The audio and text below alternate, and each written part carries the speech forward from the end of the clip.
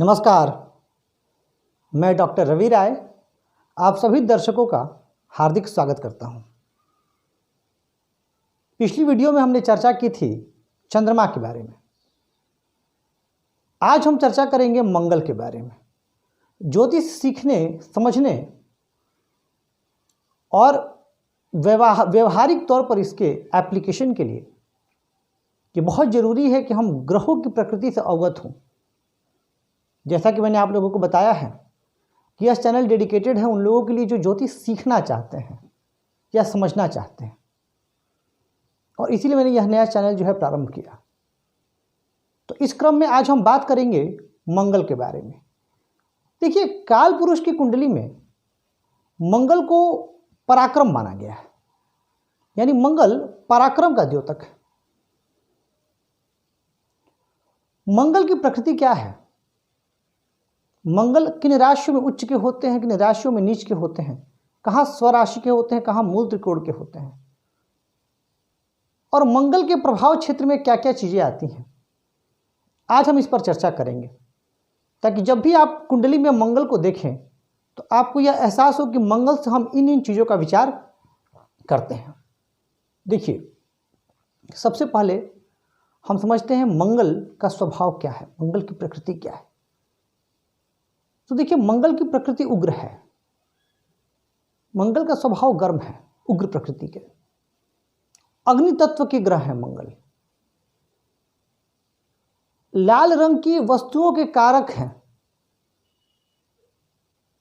और मंगल इन चीजों का जैसे पराक्रम, शौर्य, बहादुरी, वीरता, इनके द्योतक, इनके परिचायक। मंगल प्रभावित व्यक्ति आपको इन गुणों से परिपूर्ण मिलेगा। अब यह गुण कितनी मात्रा में होंगे, किस अनुपात में होंगे, यह जब मैं उच्च राशि और नीच राशि अभी बताऊंगा तो आपको क्लियर होगा, और साथ में यह भी समझाऊंगा कि उच्च राशि में होने का क्या अर्थ हुआ। मंगल से हम विचार करते हैं स्वाभिमान का, यानी व्यक्ति कितना स्वाभिमानी होगा, यह भी मंगल की प्रकृति के कारकत्व के अंतर्गत आता है। मंगल से हम विचार करते हैं सहनशीलता का, कि व्यक्ति में सहन शक्ति कितनी होगी और वह कितने समय तक डटा रहेगा, धैर्य कब तक वो रख पाएगा, क्योंकि कई बार मंगल प्रभावित व्यक्ति जल्दबाजी कर जाते हैं। तो धैर्य किस मात्रा में होगा, यह भी मंगल के प्रभाव क्षेत्र के अंतर्गत आता है। मंगल प्रभावित व्यक्ति आपको किसी न किसी रूप में पुलिस से जुड़े हुए दिखेंगे, सेना से जुड़े हुए दिखेंगे, क्योंकि पराक्रम के कारक ग्रह हैं। अच्छा, एक चीज और है, जरा सा समझिएगा इसको। जब मैं पराक्रम की बात कर रहा हूं तो मंगल को ग्रहों का सेनापति कहा गया है। तो पूर्व का मतलब प्राचीन काल में युद्ध हुआ करते थे, वहां लड़ाइयाँ हुआ करती थी, तो वहां पे व्यक्ति को अपने पराक्रम दिखाने का मौका मिलता था। परंतु आज के समय में इस चीज को हम कैसे समझें, पराक्रम का क्या अर्थ हुआ, आप इससे क्या समझें? तो देखिए, पराक्रम का अर्थ हुआ कि आप किसी भी कार्य क्षेत्र में हो, चाहे आप अध्ययन में हो, अध्यापन में हो, या आप इंजीनियर हो, डॉक्टर हो। पराक्रम का अर्थ यह हुआ कि आप अपने कार्य क्षेत्र में काफी मेहनती होंगे और जी जान से अपने कर्म में जुटे रहेंगे, और उस कर्म की वजह से आपके कार्यों को मान्यता मिलेगी और आपको प्रसिद्धि मिलेगी। यहां पराक्रम का यह अर्थ हुआ। और व्यवहारिक तौर पर जिनका मंगल बहुत मजबूत होता है, वो सीधे तौर पर इन कार्यों से जुड़ जाते हैं। जैसे मैंने बताया आपको, पुलिस, सेना, जासूसी का कार्य, जैसे इंटेलिजेंस, IB, रॉ, इनमें भी मंगल प्रभावित व्यक्ति आपको देखे जा सकते हैं। साथ ही जिन व्यक्तियों का मंगल अच्छा होता है, वो स्पोर्ट्स में आपको बड़ी आसानी से देखने को मिल जाएंगे, जहाँ पे फिजिकल एफर्ट्स की आवश्यकता होती है, वहाँ भी वो व्यक्ति आपको दिखेंगे। ये मंगल के कारकत्व के अंतर्गत ये चीजें आती हैं। अब जरा चर्चा कर लेते हैं कि मंगल की नीच राशि क्या होती है, उच्च राशि क्या होती है। तो देखिए, मंगल की उच्च राशि होती है मकर। अब उच्च राशि का क्या अर्थ? उच्च राशि का यह अर्थ कि मंगल वहां खुद को सर्वाधिक सहज महसूस करेंगे और अपना बहुत ही अच्छा फल देंगे, और 28 अंश तक मकर राशि में वो परम उच्च के होते हैं। ठीक उसी प्रकार मंगल की नीच राशि होती है कर्क। अब नीच राशि कर्क हुई तो इसका अर्थ हुआ कि वहां पर मंगल खुद को सहज महसूस नहीं कर रहे हैं और 28 अंश तक कर्क राशि पे वो परम नीच के होते हैं।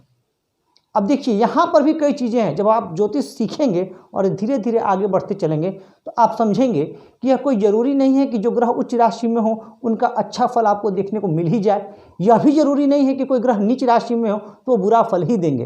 पर यह तब आप जानेंगे जब आपका अध्ययन जो है वह बढ़ेगा, जब आपका रिसर्च बढ़ेगा।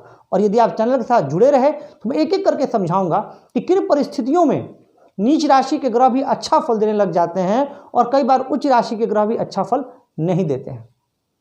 ठीक उसी प्रकार जो मंगल की स्वराशि होती है, मंगल की स्वराशि होती है मेष और वृश्चिक, जिसमें मेष राशि में वो मूल त्रिकोण के भी होते हैं और 0 से लेकर के 0 से लेकर के 12 अंश तक वो मेष राशि में मूल त्रिकोण के होते हैं। अब स्वराशि का अर्थ क्या हुआ, यानी वहां वो स्वगृही होते हैं जिसे वो अपना घर समझते हैं और अपने भाव में, अपने गृह में कोई व्यक्ति खुश महसूस करता है। तो जाहिर सी बात है जब मंगल भी स्वराशिस्थ होंगे तो वह अच्छा फल देंगे।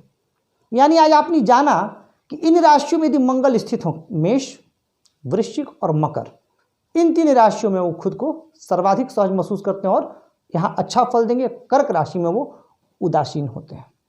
ये चीज आपने समझ लिया। इसके अतिरिक्त मंगल की मित्र राशियां भी हैं और साथ ही कुछ मित्र ग्रह हैं जिनके साथ यदि मंगल स्थित हों तो वह अच्छा फल देंगे। जैसे सूर्य, चंद्रमा और गुरु इनके नैसर्गिक मित्र हैं। यानी यदि इन ग्रहों के साथ मंगल स्थित हो तो भी वो खुद को सहज महसूस करते हैं और अच्छा फल देते हैं। सूर्य के साथ एक बात आ जाती है कि ग्रह अस्त नहीं होने चाहिए। ग्रह अस्त होते हैं तो थोड़े से बलहीन होते हैं, परंतु यदि चंद्रमा के साथ स्थित हो जाएं तो चंद्र मंगल योग लगा देंगे जो कि एक अत्यंत श्रेष्ठ योग है। और गुरु के साथ स्थित हो जाएं तो गुरु ज्ञान और मंगल पराक्रम।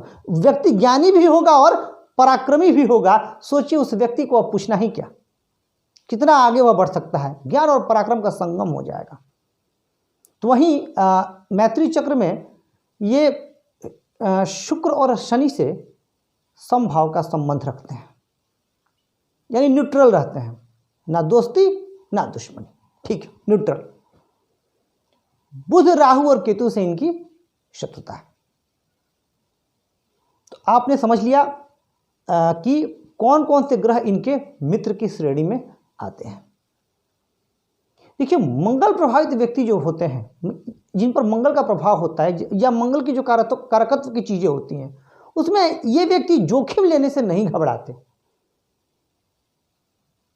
पर कभी कभी जल्दबाजी कर जाते हैं और एक बार फैसला बड़े शीघ्र ले लेंगे ये, और एक बार फैसला लेने के बाद फिर ये पीछे नहीं मुड़ते, पूरी जी जान लगा देते हैं उसको पूरा करने के लिए। ये न किन प्रकार इनका कार्य सिद्ध हो जाए। और वैसे भी सेनापति हैं ग्रहों के, तो किसी न किसी तरीके से कार्य सिद्ध करवा लेना होता है।